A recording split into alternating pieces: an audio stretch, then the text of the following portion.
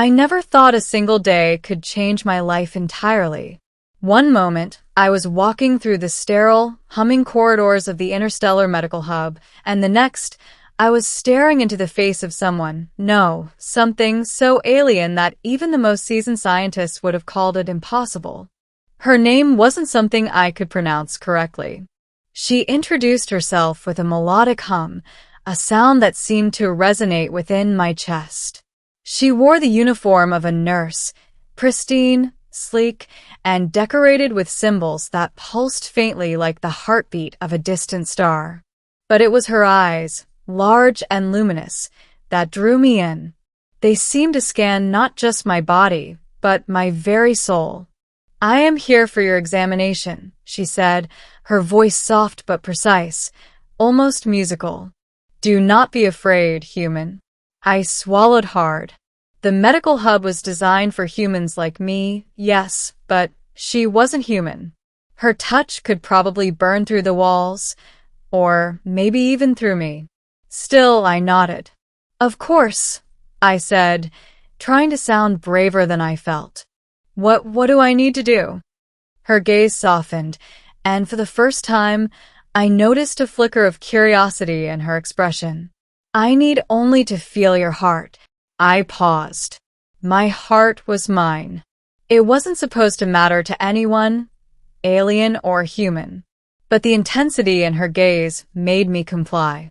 She extended a hand, long, elegant, with fingers that seemed too fragile to be real, and placed it gently over my chest. A shiver ran down my spine. Her skin was cool, smooth, almost liquid in texture, and when her hand touched me, I felt as if my heart wasn't beating in my chest alone. Somehow she was feeling it too. "Your heart, it's different," she whispered, stepping back slightly as though shocked. "Humans aren't supposed to beat like this." I laughed nervously, but she didn't smile. She simply studied me, tilting her head as if trying to understand a puzzle she had never encountered before. "What do you mean?" I asked, my voice shaky. "You endure," she said. "You sustain. You pulse in ways that defy known biology. Your heart, your human heart, is extraordinary." I blinked. "Extraordinary? I'm just alive." She shook her head slowly, her eyes narrowing with a mix of awe and something I couldn't name. "Alive, yes, but also resilient. Stronger than any organic system I've ever monitored. You survive when you should not." I tried to pull away, but she gently pressed her hand against my chest again. This time, I felt a warmth radiating from her palm, a strange comfort that synchronized with my heartbeat. The feeling was hypnotic, almost addictive. "Humans," she murmured, almost to herself, "are unpredictable." "I guess we are," I said, unable to resist the small grin forming on my lips. For the next few minutes, she studied me like an ancient scholar examining a long-lost artifact. I could feel her analyzing every beat, every thrum of my blood, every involuntary twitch of my muscles. But it wasn't just science. There was wonder in her eyes, astonishment that perhaps even she had not expected to feel. "You are dangerous," she said suddenly, almost like a warning. "Dangerous?" I asked, confused. "Yes," she said, stepping back, but keeping her hand extended as if she feared losing contact. "Not because you would harm others, but because your heart cannot be measured or predicted.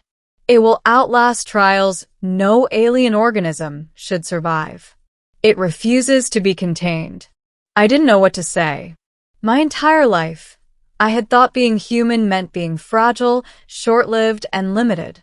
And yet, here was this alien, this nurse whose species probably lived for centuries, telling me that my very heartbeat was remarkable.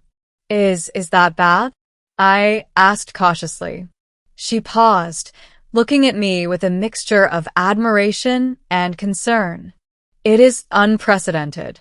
I have monitored countless species across the galaxy. None have displayed this resilience.